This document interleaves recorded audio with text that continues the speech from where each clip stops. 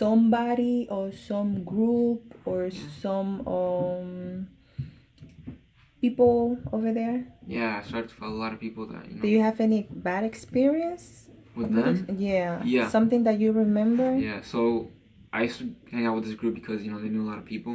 Then I wanted to be known by, like, a lot of people. So I can be popular and, I can be, hanging out with them and have a lot of friends. But I remember that happened in 10th grade. And 11th grade, they act like they didn't even know me. Like, they never knew me. And they stopped talking to me. And that was the time, 10th and 11th, that was the time when I was, like, really getting too deep into God, getting deep into the ministries, getting deep into drumming. And not drumming because I wanted to drum, no, drumming because I wanted to worship. And I remember they stopped talking to me because, I used to tell them, like, go to church here and that. And I was really lonely in 11th grade. But then going to 12th, I remember God spoke to me in a word saying that when you change, you're going to lose a lot because of Him. Because He even says in His word, remember that the world first hated me.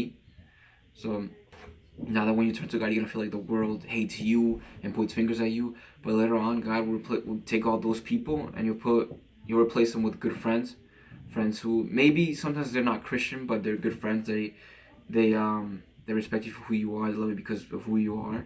And of course, I made a lot of Christian friends over there. And I go play at the churches too. They play with they come and play with me sometimes. We do music together sometimes or if they need a drummer in another church, I tell them I'm gonna go play over there. So it's like still nice. People that got replaced with, they're still in my life, and that's kind of shows that God promised that the people I'm gonna replace you with are people who are good, people who are not gonna leave you, even though because you're Christian and all of that. Hmm.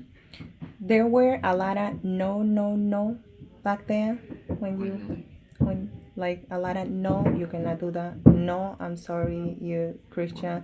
No, that's not our faith. No, there were a lot of no nos in your life when you was When I was a kid, mm-hmm, the padres. 12, yeah, 13, 14. Yeah, there was a lot of no's by my parents. Like I couldn't go to parties; they wouldn't let me.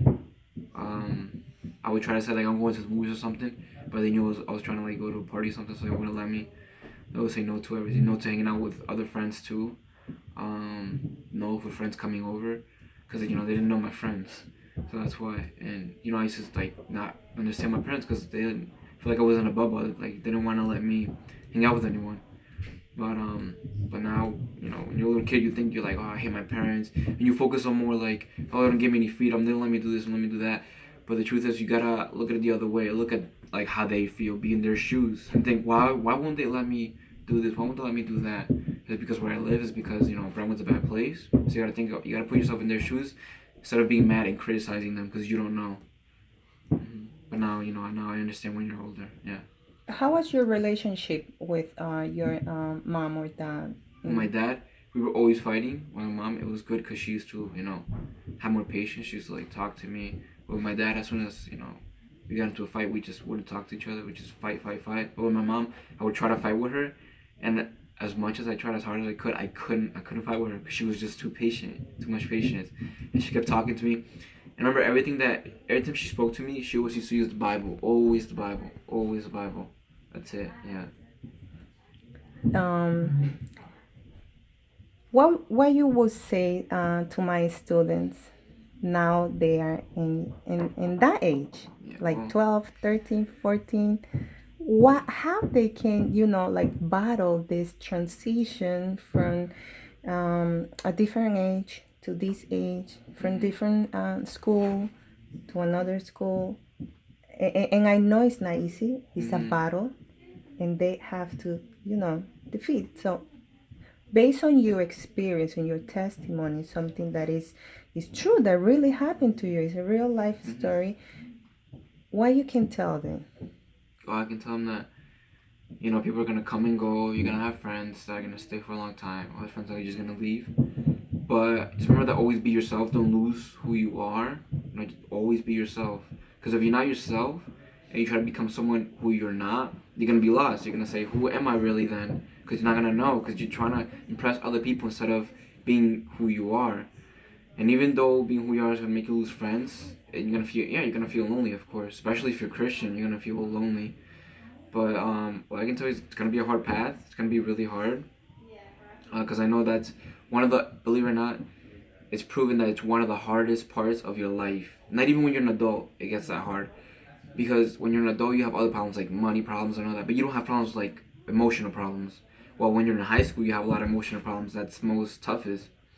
Because money problems doesn't matter if you don't have money. You have love. You know, have people who love you, surround you with love. But if you have emotional problems, that's more. You know, that means more to you. Who cares about money when you have emotional problems? Who cares about having so much money and then being upset, not having anyone to love? You know what I mean? And you're gonna go through a lot of emotional problems. But just remember that.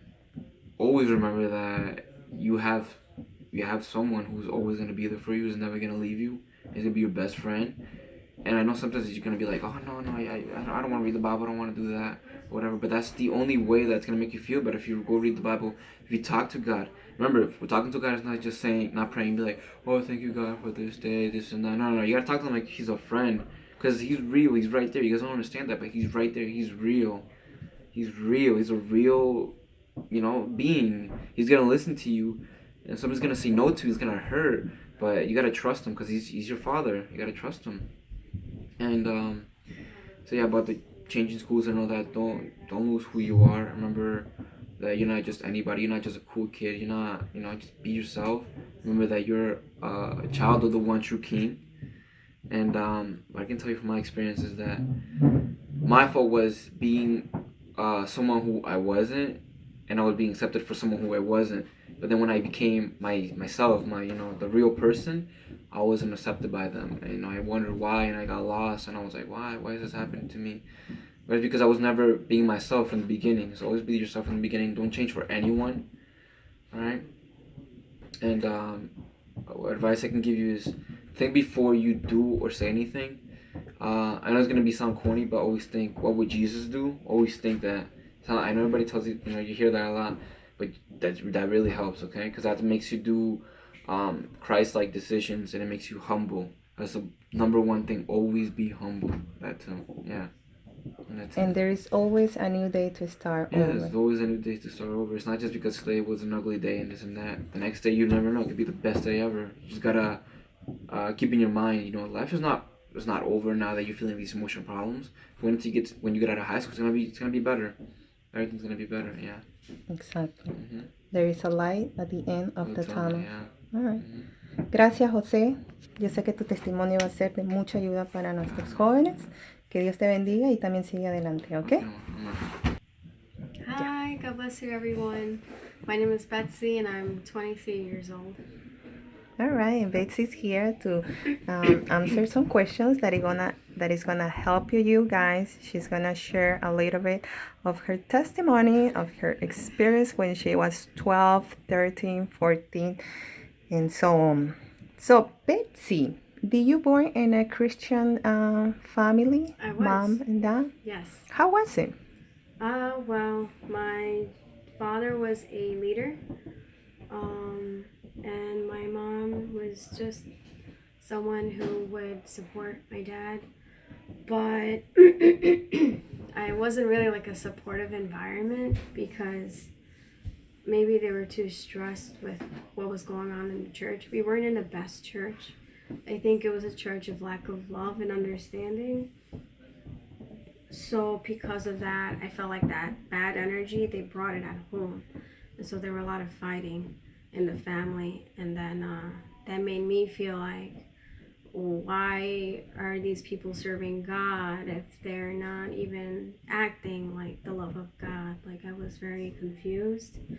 And so seeing all that was going on in my home and then being bullied in the church with other kids, I just felt like then I'm going to leave. And so at 12 years old, turning into 13, I decided I won't go to church anymore. And so my parents tried to force me to go back, but I already had my mind set that I wasn't going because I was hurt. I had a lot of hurt in me. So from 13 years old through like 15, I didn't go to church. And that's when I really had no guidance from God. Because that's the biggest mistake you can do, is when you kind of turn your way from God, you let all these bad things happen to you, and it's scary. And so I made a lot of bad decisions during that moment. A lot that I regret, to the point that I've lost friends I lost friends and they died because they went to the wrong path too. And so that was very difficult for me. And because of that, I had so much hurt and loss, and then I had no identity. I had no love, and so it was a very difficult time. But I had this one friend. I'll never forget her name, Stephanie. She was. We were going to 8th grade at the time, and then she said, "Hey, I know you were going through that, and you're not going to church anymore." She's like, "But you can try my youth group. Maybe you'll find God there." She's like, "I really, really hope you go." She's like, "'Cause I know God wants something with you, and I don't think you should reject him yet. I think you should give him another chance." And so that actually planted a seed, and little by little, like I came back to where I am now. Yeah.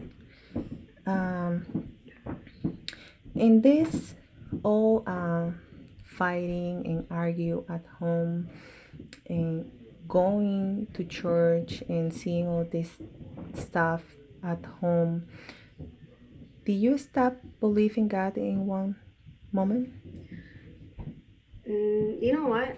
I didn't. I didn't stop believing in him. I just felt like he abandoned me.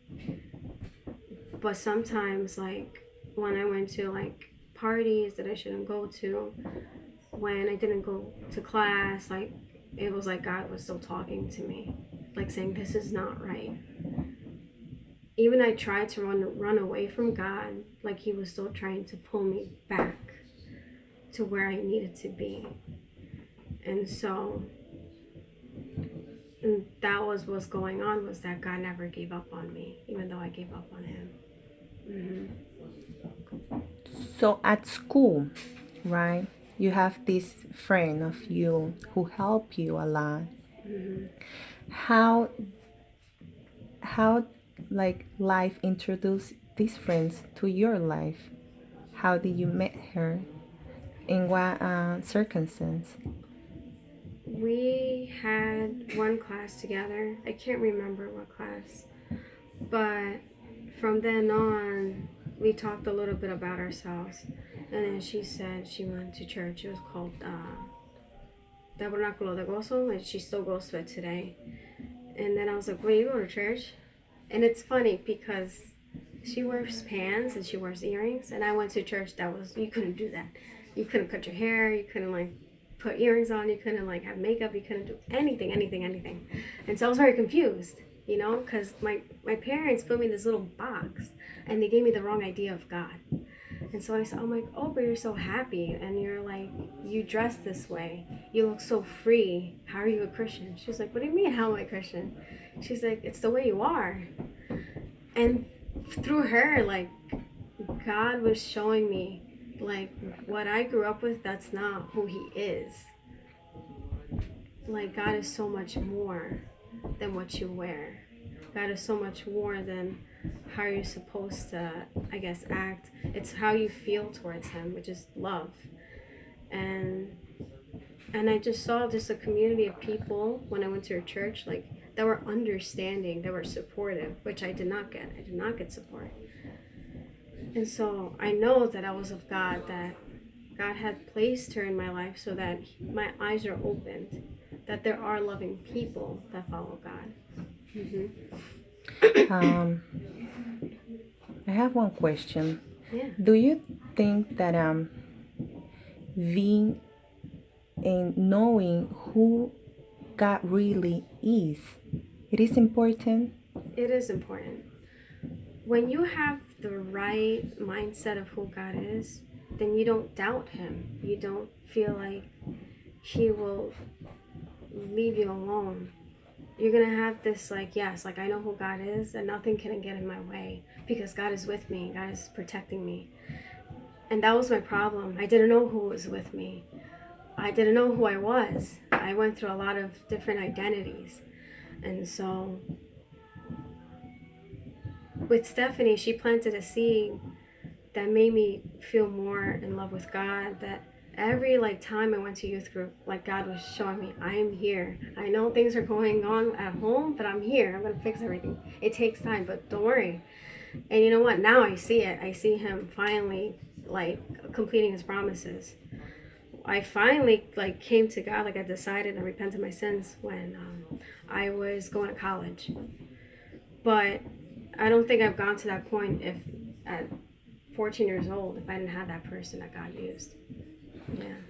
If you will compare between your house or your school, which one do you prefer to be in at that time, at that age? That's a very good question. I'd rather be at school. I never missed attendance because I actually stayed after school.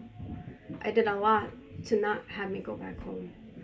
It One little story I would like to share is that there was a time where I was failing the classes, and not because like I was bad. It was just I couldn't get my grades going. I had so much going on in my head. What was going on at home, and so my parents had one image of me. I was rebellious in the home, but in school I really tried to do everything because that's where I felt safe.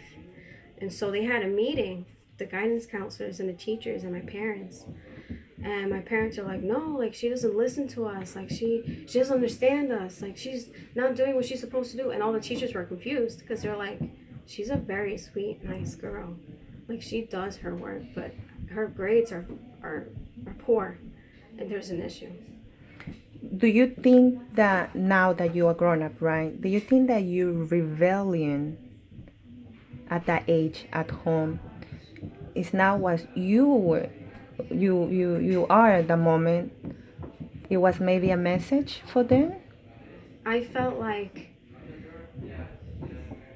that should have been a sign for them to be loving instead of, because I felt like the more I rebelled, the tighter their hand was towards me, and that I felt more hurt than like accepted. They started to accept who I was with God when I was starting to go with my Stephanie's church. Then they left me alone. They left me alone in a way that they're like, you know what, I'll support you then. If that's what makes you happy, as long as you're finding God.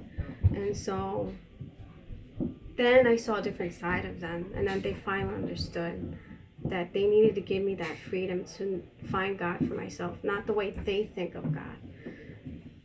And then ever since then, they've been proud of that transition that I went. They saw I was less rebellious. They saw that all I wanted to do was like, talk from time to time, and they would come home instead of going straight to bed from being so tired. They kind of took the time to say, hey, how you been? And I saw God was really helping them understand that importance. Tus valores y tu postura, ¿siempre los tuviste? The values?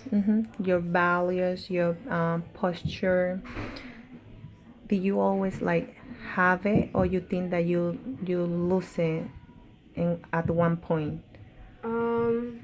Like you start doing something like in that not. in that moment of my rebellion. In the moment of my rebellion, I was starting to lose values because the enemy tried to confuse my mind. For example, like he made me think maybe like having boyfriends was popular, that I should just try to be with the most popular guy because that's what mattered back then when you're in middle school. And God eventually showed me like that's not what you need at all, because that's just gonna hurt your heart, because that's not the guy I have for you yet. And I was losing values. I was losing the fact that you're supposed to just, wait till you date when it's appropriate. And I also was confused with like alcohol, like, oh, alcohol's fine, but it wasn't. At what age? I was young. I was like 15. Like from like 13 to 14, like I really did a lot that was bad. A lot. But with my hurt, I just thought everything was okay. But Stephanie and like the youth pastor at that time showed me like that's not okay. Like, yes, you're hurt, but that shouldn't give you like the reason to do those things. God is your reason to fix those things. Yeah. So being a Christian girl, right, in middle of a lot of people, non-Christians or different faiths. Um, it was hard. It was hard because you felt like you didn't meet, I don't know, you didn't have people to understand you. You had different interests. They wanted to hear certain music that talked about things that you shouldn't do. And then you heard songs about being liberated and about being happy. And my advice for that is that you have to break off those friends that contradict your faith. And that's what I did. At, at school, did you ever deny that you've been Christian or the name of Jesus because circumstances? Yeah. I was I was very confused, and I just thought, no, I'm not a Christian, so I don't get embarrassed. But I regretted it because I had other friends that never rejected Christ, and even if they were made fun of, like they were so proud that they were a Christian, and then that made me feel like really bad inside. I was like, wow. I was like, I feel like I feel like garbage that I did that to God, because He would never reject me. So why would I have rejected Him? And so Like, some students, right? They think that, oh, you are Christian, you were in a Christian family, you have the perfect life. Everything is like, oh, wow, like you have no problem, you must be the happiest person in the world. What you can say to those people? That is true? you know what? I went through that. They're just like, wow, you're from the Rubio family, because our family was known to be this like preaching, singing, and praying kind of a family, but it was imperfect. And just because you're in a Christian family, it's not enough. It's not enough to be in a household. Because you can say you're Christian, but that doesn't mean you really are a Christian. A real Christian family prays together, they love, and they read together. They take the time to just follow God instead of just only at church service. No, you're not only a Christian family at church, you're a Christian family at home too. And that was the big mistake my parents did. They were only Christian at the church, but then they would fight at home, and then they would be very stressed towards my siblings and I. And What you can say to these guys that may be going through the same that you went, in the past? How can see the light at the end of the path, or how they can see the sun, right, in the middle of the the darkness, yeah. right? How can they see something good in the middle of confusion or In the middle bad? of darkness and confusion.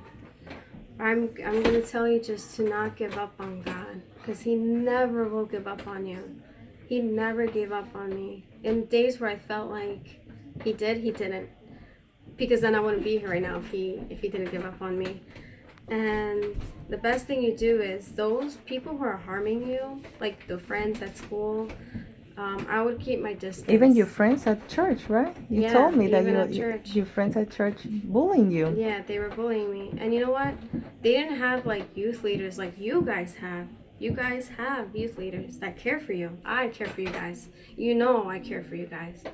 And so I'm here. If you need an ear, I am here. You have Jose, you have Angie, you have Jerson, and you have other leaders.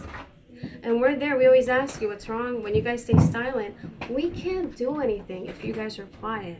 We can't, because we don't know what's going on. You guys have to trust in God, that He will help you. And you can also trust us, so that we can give you advice, so that you don't have to go through what we have gone through. And I have to say, like, you guys are very blessed to have youth leaders. Like, that's something that I did not have growing up. It was just Exactly. adults or just kids, you know? There was nobody in between. And we didn't have a youth pastor either. And so because of that, I was not the only story. From that church, a lot of youth strayed away. A lot of youth rejected Christ. And I see them now, and they're in bad shape. Only like the three of us kind of went through it. And it's sad because there was a lack of love. But you guys are in a church where you guys have love. You guys have a youth group that supports each other. And that is my advice to you, is that speak to somebody. Can you tell them, like, what would you like to see in them? Like, what Betsy would love most of everything to see in these little guys that going through this transition that everybody knows that is a hard age. What Betsy will love, will live and die to see of them as a Christians. Just talk about God more. You guys are too quiet. You guys are very, very quiet. But I know with other subjects, you guys talk about it for days, whether it's like about what celebrity had the newest clothing, what music came out, what movie came out. You guys can talk about it for hours, but I don't hear you guys talk about Jesus. And so just be more comfortable about Jesus. Don't feel awkward that you love Christian music. I feel like that's another thing too. I want to see just a bunch of you guys talking about God. I want to see you guys raising your hands when we worship Saturday. I want to see you guys cry, like feeling God's presence, being on your knees, like be comfortable with God. You guys are too stiff. And I think we can fix that though. Why? Why do you think so? Because I have faith. You guys can be used by God greatly. But you guys have to let go. Whatever's holding you, making you stiff, whether you have emotions against somebody or whether, I don't know, but I know we can let it go. And talk, right? Find the right person to talk also. And That's the thing. I feel like a lot of you guys keep a lot inside and then boom, it explodes. And so we need to fix that by reaching to one of us, maybe to your parents if you're comfortable, so that you don't get misguided to the wrong advice. But I know you guys can do great. I think the Vigilia that Friday, I think you guys did a great job. I think you guys really poured your heart out, and that's the start. Continue the great job, guys, okay?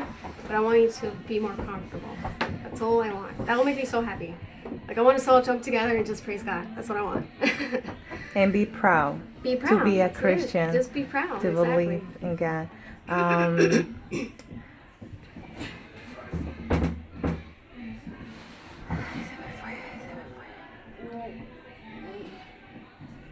Oh, now, Betsy, Yeah. now that you are 23 years old, now you think different. Do you think that this transition stops, or it's gonna keep going? It keeps Of the going, rain. to be honest. You think it ends here? One day you're gonna Guys, you have a laugh lot going for you together. guys. But the thing is, you guys have to be excited for every change you go through. It's necessary, because in the Bible it says that we're like clay. You know, clay is soft. So we're always kind of changing into a new shape every day. But you have to allow God to do that. You have to allow God change you. When you're frustrated that you feel like God's telling you one thing and you're not doing it, you have to listen. You have to listen, because it just makes everything easier. And then you go back and you look at it and you're like, wow, I'm glad I did that. Because now I can do what I love to do, right? For example, like me, God wanted me to speak more and I didn't want to speak. I was very shy. But then if I didn't learn how to be more comfortable with the microphone, then I wouldn't sing today. And that's what I end up finding what I love to do is sing. But if I just said, no, God, I'm just not going to speak at all, then He wouldn't open the doors for me to sing. You gotta allow God to open doors. Well, thank you, Betsy. Thank you Thank for you. sharing your Thank experience, you. your testimony. I'm pretty sure there's gonna be a bit helpful then. Listen from you, right? A real life story, and like never is too late for nothing, Yeah. right? Even to start believing God, Yeah. never is too late, and that's why we're here. Mm-hmm. And like Betsy say, you guys are blessed because you have people that love you guys, Definitely. and we want the best for you guys. We want the best for you. Thank you, Betsy. Thank you. Thank you very much God for bless this you guys. opportunity, and God I'll bless see you. you. What do you think about Sunday school, Escuela Dominical? I like it. It's Yeah. the best, right? It is. Keep coming.